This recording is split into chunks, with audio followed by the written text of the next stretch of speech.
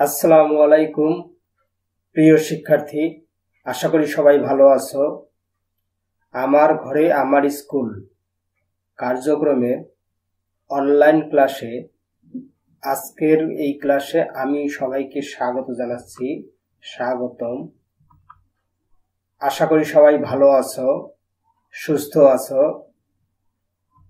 তো আমার পরিচয় মোহাম্মদ রুবেল হক, সহকারী শিক্ষক, বীরগঞ্জ পাইলট সরকারি উচ্চ বিদ্যালয়, বীরগঞ্জ, দিনাজপুর। আজকে আমরা নবম ও দশম শ্রেণীর অধ্যায় 16 পরিমিতির অংশের অনুশীলনী 16.4 বিষয় নিয়ে আলোচনা করব। তোমরা জানো আমি আমার ক্লাসে ধারাবাহিকভাবে 16.1, 2 এবং গত ক্লাসে 16.3 এবং আজকে 16.4 দিচ্ছি। এভাবে আমাদের পরিমিতি অংশটুকু আমরা এই লকডাউনের মধ্যে শেষ করতে যাচ্ছি। তো আজকে হয়তো শেষ হবে না, আজকে আমরা একটা টপিকস নিয়ে আলোচনা করব। দেখা যাক আজকে কি নিয়ে আলোচনা করি।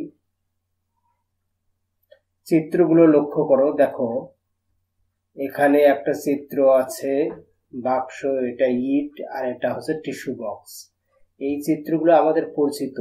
এই চিত্রগুলো ভূমিতে একটা জায়গা দখল করে আছে, সাথে সাথে ভূমি বাদে শূন্য স্থানেও কিছু জায়গা দখল করে আছে। তো এই বস্তুগুলা আসলে কি ধরনের বস্তু? এই বস্তুগুলোর জ্যামিতিক আকার কি বলতে পারবা? ক্লাস 8 কিন্তু আমাদের ছিল যে সকল বস্তুর 6টি তল থাকে তাদেরকে কি বলে? চিন্তা করো দেখি। 3টি মাত্রা আছে, দৈর্ঘ্য, প্রস্থ এবং উচ্চতা। যে সকল বস্তু 3টি মাত্রা আছে, দৈর্ঘ্য, প্রস্থ, উচ্চতা, এই ধরনের বস্তুকে আমরা কি বলি? ঘনবস্তু। নিশ্চয়ই মনে আছে ঘনবস্তু। সেই ঘনবস্তু যদি আয়তাকার হয় তখন সেটার নাম হয় আয়তাকার ঘনবস্তু। আয়তাকার ঘনবস্তু 6টি তল থাকে, 3টি মাত্রা, দৈর্ঘ্য, প্রস্থ এবং উচ্চতা। তো এখানে একটা ইট দেখা যাচ্ছে। মিস্ত্রি সাহেব ইটের একটা মাপ নিচ্ছেন। তো বলো তো এই মাপটা কোন বরাবর মাপ নিচ্ছেন? আমাদের রাশি হচ্ছে 3টা, দৈর্ঘ্য, প্রস্থ, উচ্চতা। 3টা জিনিস আছে, 3টা মাত্রা। কোন মাত্রার মাপ নিচ্ছেন? অবশ্যই প্রস্থ। তাহলে আজকে আমাদের কি পড়ালেখা হবে? বললাম যে আয়তাকার ঘনবস্তু পরিমাপ জানবো আমরা, বিভিন্ন পরিমাপ সম্পর্কে। তোমরা 8ম শ্রেণীতে কিছুটা জেনেছিলে। এবারে আমরা খাতা কলম নিয়ে বসে যাই। তাহলে দেখো আমরা কি কি আলোচনা করব। দেখো, আয়তাকার ঘনবস্তুর আয়তন নির্ণয়ের সূত্র, যেটা ক্লাস 8-এ তোমরা জেনেছিলে। আয়তাকার ঘনবস্তুর কর্ণ নির্ণয়ের সূত্র, এটা সম্ভবত তোমাদের যারা ক্লাস 8-এ ছিল তাদের ছিল না। আয়তাকার পৃষ্ঠের ক্ষেত্রফল নির্ণয় করতে পারবো, সমগ্র পৃষ্ঠের ক্ষেত্রফল এবং যে কোনো পৃষ্ঠের ক্ষেত্রফল আমরা নির্ণয় করব, এবং সাথে কিছু গাণিতিক সমস্যার সমাধানও আমরা করার চেষ্টা করব। তো দেখা যাক কি হয়। দেখো, এটি একটি আয়তাকার ঘনবস্তু। এই ঘনবস্তু কি আছে? 3 জোড়া সমান্তরাল সমতল বা পৃষ্ঠ দ্বারা আবদ্ধ ক্ষেত্রকে আয়তাকার ঘনবস্তু বলে। আমরা আরেকবার দেখি।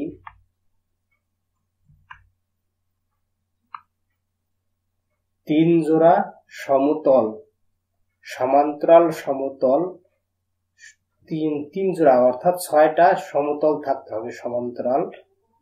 2টা করে সমান্তরাল হবে। এইরকম পৃষ্ঠ দ্বারা ক্ষেত্র আবদ্ধ ক্ষেত্রকে আমরা আয়তাকার ঘনবস্তু বলি। তো আয়তাকার ঘনবস্তুর তাহলে 3টি মাত্রা আছে, দৈর্ঘ্য, প্রস্থ, উচ্চতা। দৈর্ঘ্যকে আমরা যদি এ দ্বারা চিহ্নিত করি, প্রস্থকে যদি বি দ্বারা এবং উচ্চতাটুকুকে সি দ্বারা প্রস্থ চিহ্নিত করা হয়, তখন এই ক্ষেত্র দ্বারা যে স্থানটুকু দখল করা হয় সেই স্থানকে বলা হয় আয়তন। যেমন আমি যে ঘরটাতে বসে আছি, শুধু আমি না, তোমরা যে ঘরটাতে বসে আছো সেই ঘরটা দেখো, এর একটা দৈর্ঘ্য আছে, প্রস্থ আছে, উচ্চতা আছে। তাহলে এটিও একটি আয়তাকার ঘনবস্তু এবং এই ঘরটি যে পরিমাণ জায়গা দখল করে আছে সেটি কিন্তু হচ্ছে আমাদের ঘরের আয়তন। আশা করি বোঝা গেছে ঘরের আয়তন কি, অর্থাৎ ঘনবস্তুর আয়তন কি। ঘনবস্তুর আয়তন বলতে ঘনবস্তুটি যতটুকু জায়গা দখল করবে। ঘনবস্তুর আয়তনের সূত্র কি? দৈর্ঘ্য গুণন প্রস্থ গুণন উচ্চতা। এটা তোমরা জানো, ছোট ক্লাসে শিখেছিলাম। এবারে একক একটু কাজ আছে, ছোট্ট কাজ, দেখি পারি কিনা। যেমন কোনো আয়তাকার ঘনবস্তুর দৈর্ঘ্য প্রস্থ উচ্চতা যথাক্রমে 5, 4, 3 সেন্টিমিটার হলে আয়তন নির্ণয় করো। নিশ্চয়ই পারবা, কারণ আগে আমরা সূত্র জেনেছি যে আয়তাকার ঘনবস্তুর সূত্র কি? আয়তাকার ঘনবস্তুর আয়তন নির্ণয়ের সূত্র এ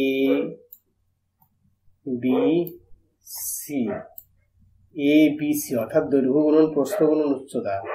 তাহলে এখানে দৈর্ঘ্য প্রস্থ উচ্চতা দেয়া আছে, তাহলে অবশ্যই তোমরা আয়তাকার ঘনবস্তুর আয়তন নির্ণয় করতে পারবে। অবশ্যই করবা, মুখে মুখে করা যায়। এবারে আয়তাকার ঘনবস্তুর কর্ণ দৈর্ঘ্য আমরা নির্ণয় করব। কর্ণের দৈর্ঘ্য বলতে কোনটা? দেখো, কর্ণ বলতে কিন্তু এ বিন্দু থেকে এফ বিন্দুর দূরত্ব হচ্ছে কর্ণ, অর্থাৎ ঘরের এক উপরের কোণা থেকে অপোজিট দিকের উল্টো দিকের আর এক নিচের কোণা হবে আমাদের ঘরের কর্ণ। ঠিক একইভাবে একটা বাক্সের একদিকের কর্ণ থেকে আর এক দিকের কর্ণ হবে ওই বাক্সের, আয়তাকার বাক্সের কর্ণের দৈর্ঘ্য। যেমন এই পর্দাটির এটি একটি আয়তাকার কর্ণ হচ্ছে এটি কর্ণ না। এখন এটি যদি আয়তাকার ঘনবস্তু হয়, অর্থাৎ এরকম 6টি তল থাকে, বাক্স হয়, তখন এই কর্ণ এবং এই নিচের ওই দিকে যে কর্ণ থাকবে সেই কর্ণের সমষ্টি মানে দূরত্বটাই হবে আমাদের কর্ণের দৈর্ঘ্য। তাহলে এই কর্ণের দৈর্ঘ্যটা আমরা কিভাবে নির্ণয় করব?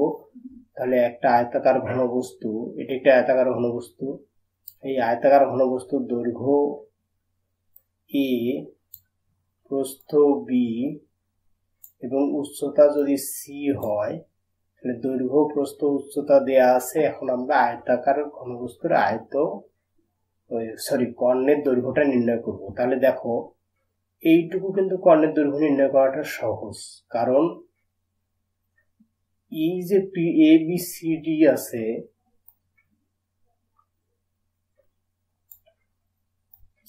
A B C D, A B C D, এই এ বি সি ডি থাকলো। এই এ বি সি ডির আমাদের এই নিচের তলটি হচ্ছে এরকম একটা আয়ত। আয়তের কর্ণ আমরা নির্ণয় করতে পারি। কিভাবে পারবো? এটি একটি সমকোণী ত্রিভুজ, কারণ আয়তের প্রত্যেকটি কোণ এক সমকোণ। তাহলে এটি যদি সমকোণী ত্রিভুজ হয়, তাহলে পিথাগোরাসের সূত্র ব্যবহার করে আমরা অতিভুজ নির্ণয় করতে পারবো, অর্থাৎ এসি কর্ণ নির্ণয় করতে পারবো। এখন এসি কর্ণ যখন নির্ণয় করলাম, এই এসি কর্ণের সাথে এটি আবার লম্ব, বিসি একটা লম্ব, তাহলে ওখানে হয়ে গেল যে এসি কর্ণ এসি এর সাথে এখানে সিএফ লম্ব হয়ে গেছে, সিএফ লম্ব হয়ে গেছে। তাহলে দেখো, এটিও একটি সমকোণী ত্রিভুজ। তাহলে দুটি সমকোণী ত্রিভুজের অতিভুজ নির্ণয় করে আমরা সম্পূর্ণ আয়তাকার ঘনবস্তুর কর্ণের দৈর্ঘ্য নির্ণয় করতে পারবো। তাহলে একটু নির্ণয় করা দেখি কিভাবে নির্ণয় করা যায়। দেখো, এটি একটি আয়তাকার ঘনবস্তু, এটি একটি আয়তাকার ঘনবস্তু। এই আয়তাকার ঘনবস্তুর ওই যে বলছিলাম যে নিচের তলের কর্ণ হবে একটি সমকোণী ত্রিভুজ, সেই সমকোণী ত্রিভুজটির কর্ণের দৈর্ঘ্য কত হবে, অর্থাৎ এসি অতিভুজের দৈর্ঘ্য কত হবে? আমরা পিথাগোরাসের সূত্র অনুযায়ী জানি, অতিভুজ স্কয়ার সমান ভূমি স্কয়ার প্লাস লম্ব স্কয়ার। সেখানে আমরা দৈর্ঘ্যকে ধরেছিলাম a, প্রস্থকে ধরেছিলাম b, সেই হিসাবে আমাদের এটি AC হচ্ছে a square plus b square. একইভাবে এই ত্রিভুজটি আনলে কি হয়, এটি কিন্তু AC আমাদের, তাহলে ACF ত্রিভুজ যদি হয়, ACF ত্রিভুজ আমাদের এখানে আসলো, তাহলে এই ACF ত্রিভুজের AF স্কয়ার ইকুয়াল টু কি হবে, AC square plus CF square. এখন AC স্কয়ার কিন্তু আমরা আগে পেয়েছি root over a square plus b square. এখন AC স্কয়ারের মান বসিয়ে দিলাম, তারপরে CF হচ্ছে উচ্চতা CF এর মান বসাই দিলাম, তাহলে আমাদের AF স্কয়ার ইকুয়াল টু হলো a square plus b square plus c square. তাহলে শুধু AF এর দৈর্ঘ্য কত হবে, AF এর দৈর্ঘ্য হবে square root of a square plus b square plus c square. এটি হচ্ছে কিন্তু আমাদের আয়তাকার ঘনবস্তুর কর্ণ। অর্থাৎ ABC কে যদি আমরা একটা ঘরের দৈর্ঘ্য, প্রস্থ, উচ্চতা ধরি, তাহলে আমাদের এই সূত্রের সাহায্যে আমরা ঘরের কর্ণের দৈর্ঘ্য নির্ণয় করতে সক্ষম হব। তাহলে সূত্রের অর্থটা কি দাঁড়াচ্ছে দেখো, আয়তাকার ঘনবস্তুর কর্ণ হচ্ছে দৈর্ঘ্য স্কয়ার যোগ প্রস্থ স্কয়ার যোগ উচ্চতা স্কয়ার। অর্থাৎ দৈর্ঘ্য, প্রস্থ, উচ্চতার বর্গের সমষ্টির বর্গমূল হচ্ছে আমাদের কর্ণের দৈর্ঘ্য। তো কর্ণের দৈর্ঘ্য নির্ণয় করতে যেহেতু শিখলাম, এখানে দেখো একটা হিসাব করার জন্য একটা কাজ দিয়েছি, তো নিজের কাজ করব। দেখো এখানে একটি আয়তাকার ঘনবস্তু দেখা যাচ্ছে, এই আয়তাকার ঘনবস্তুর দৈর্ঘ্য 25 সেন্টিমিটার, প্রস্থ 20 সেন্টিমিটার, উচ্চতা হচ্ছে 15 সেন্টিমিটার। তাহলে দৈর্ঘ্য, প্রস্থ, উচ্চতা আছে, তাহলে বলো দেখি এর কর্ণের দৈর্ঘ্য কত হবে। নিশ্চয়ই তোমরা নির্ণয় করতে পারবা। যেহেতু নির্ণয় করতে পারবা, সুতরাং এটাতে নিয়ে আমি আর সময় ব্যয় করছি না, তোমরা অবশ্যই খাতায় নির্ণয় করবা, কেমন। এখানে দেখো একটা ইট দেখা যাচ্ছে, আমরা এখন সমগ্র তলের ক্ষেত্রফল নির্ণয় করব। সমগ্র তলের ক্ষেত্রফলটা কি, আমাদের আলোচনার শুরুতে আমরা বলেছিলাম যে একটা আয়তাকার ঘনবস্তু 3 জোড়া সমতল পৃষ্ঠ দ্বারা, সমান্তরাল সমতল পৃষ্ঠ দ্বারা সৃষ্টি। অর্থাৎ এইখানে দেখো এটি একটি সমতল পৃষ্ঠ, ঠিক এইরকম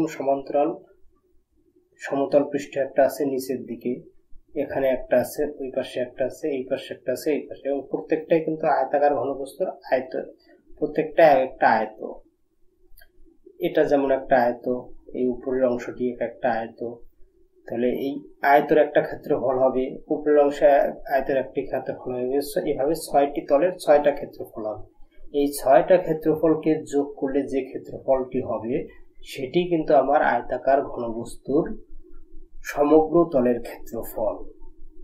তাহলে সেটা কিভাবে নির্ণয় করা যায়, দেখো এই যে এখানে একটা আয়তাকার ঘনবস্তু দেখা যাচ্ছে, এখানে আমরা যদি তার তলগুলোকে আলাদা আলাদা করে দেখি, কিভাবে দেখো এই পৃষ্ঠের তল এটি,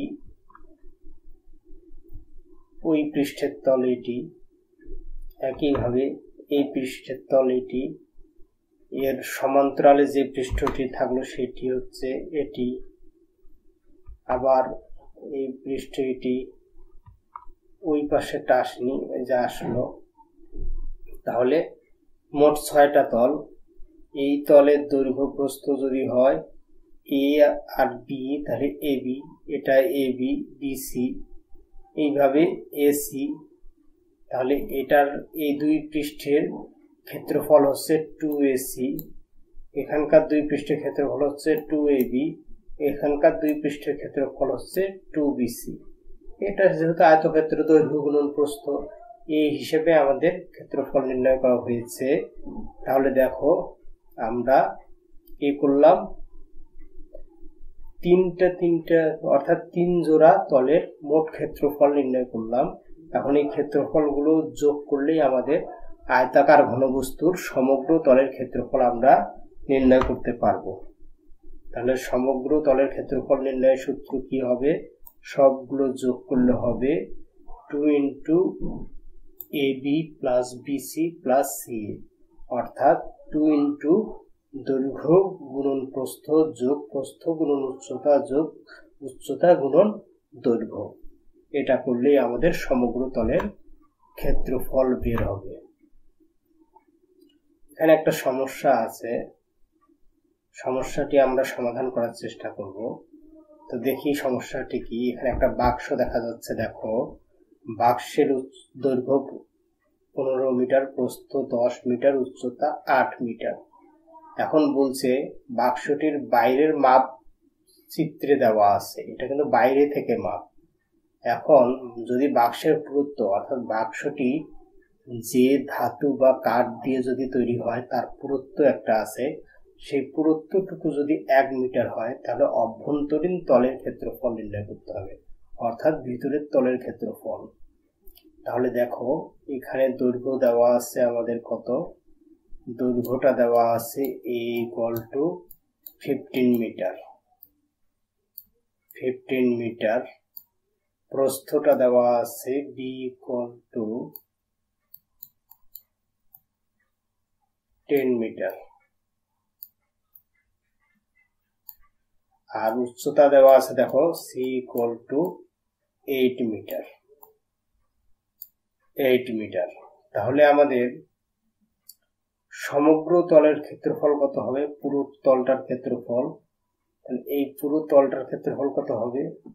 আচ্ছা, আমাদের পুরো তলের ক্ষেত্রফল দরকার নাই, আমাদের বাক্সের ভিতরের মাপ ক্ষেত্রফল চাইছে, তো অভ্যন্তরীণ মানে ভিতরের। তাহলে আমরা দেখি, তাহলে ভিতরের দৈর্ঘ্য কত হবে দেখো। তাহলে ভিতরের দৈর্ঘ্য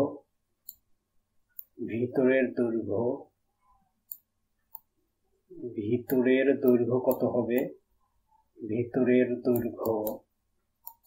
ভিতরের দৈর্ঘ্যটা হবে কত হয়? ভিতরের দৈর্ঘ্য হবে, আমরা এটাকে ধরি A1। তাহলে ভিতরের দৈর্ঘ্য A1 = হলো 15 মাইনাস, দেখো এই দৈর্ঘ্য বরাবর এই পাশে 1 মিটার, এই পাশে 1 মিটার বাদ যাবে, কারণ দুই পাশে কাট আছে। তাহলে দৈর্ঘ্য বরাবর যখন আমি মাপ নিব তখন উভয় পক্ষ থেকে 1 মিটার 1 মিটার বাদ যাবে। সাপোজ এইটুকু হচ্ছে 1 মিটার, তাহলে উভয় পক্ষ এইটুকু কাট, তাহলে এইটুকু বাদ যাবে। তাহলে আমাদের কত বাদ গেল? 1 + 1 অর্থাৎ 2 বাদ গেল। 1 + 1 মিটার আমরা বাদ দেব, বাদ দিলে কত হয়? 13 মিটার। একইভাবে আমরা প্রস্থ পাবো, ভিতরের প্রস্থটা পাবো। ভিতরের প্রস্থটা কত হবে? দেখো 10 থেকে 2 ভাগ, তাহলে 8, এবং উচ্চতা 8 থেকে 2 ভাগ, তাহলে 6। তাহলে আমরা ভিতরের দৈর্ঘ্য, ভিতরের প্রস্থ, ভিতরের উচ্চতা পেলাম। এবার নিশ্চয়ই তোমরা অভ্যন্তরীণ ক্ষেত্রফলটা নির্ণয় করতে পারবা। সুতরাং এখানে আমি আর সময় ব্যয় করছি না, তোমরা অবশ্যই বাসায় সমস্যাটি সমাধান করবা, কারণ এরকম সমস্যা আমাদের পরীক্ষার জন্য খুবই ইম্পর্টেন্ট। এবারে তোমাদের বাড়ির কিছু কাজ দিই। দেখো আমাদের স্কুল বন্ধ, এখন এই কাজগুলো যদি তোমরা বাড়িতে করো তাহলে আমি এইটুকু বলতে পারি যে এইরকম নিয়ম থেকেই তোমাদের কিন্তু পরীক্ষায় প্রশ্ন আসতে পারে। যেহেতু আমাদের দীর্ঘদিন করোনা ভাইরাসের জন্য স্কুল বন্ধ থাকছে, তাহলে এই যে আমাদের একটা সুযোগ সৃষ্টি হয়েছে অনলাইন ক্লাস, যদিও আমরা রেকর্ডেড ক্লাস নিচ্ছি, তারপরও এই ক্লাসের মাধ্যমে তোমাদের যতটুকু উন্নতি হয় সেই উন্নতি মূল্যায়ন করারই চেষ্টা করা হবে, এবং এখানে যে বিষয়গুলো আমরা আলোচনা করছি তা থেকেই কোশ্চেন করার চেষ্টা করা হবে। সুতরাং এখানে যে কয়েকটি সমস্যা দেওয়া আছে তোমরা এগুলো একটু সুন্দরভাবে সমাধান করার চেষ্টা করবা, কারণ এইগুলাই আমাদের বইয়ের সাথে সম্পূর্ণ রিলেটেড। যদি এই সমস্যাগুলো সমাধান করতে পারো তাহলে অনুশীলনী 16.4 সমস্যাও তুমি সমাধান করতে পারবা আশা করি। তাহলে সবাই ভালো থেকো, সুস্থ থাকো। ধন্যবাদ সবাইকে, ধন্যবাদ, অনেক অনেক ধন্যবাদ যারা শেষ পর্যন্ত দেখেছো। তাহলে একটাই কথা, ভালো থাকা হয় যেন, সবাই যেন ভালো থাকি এই প্রার্থনাই করি।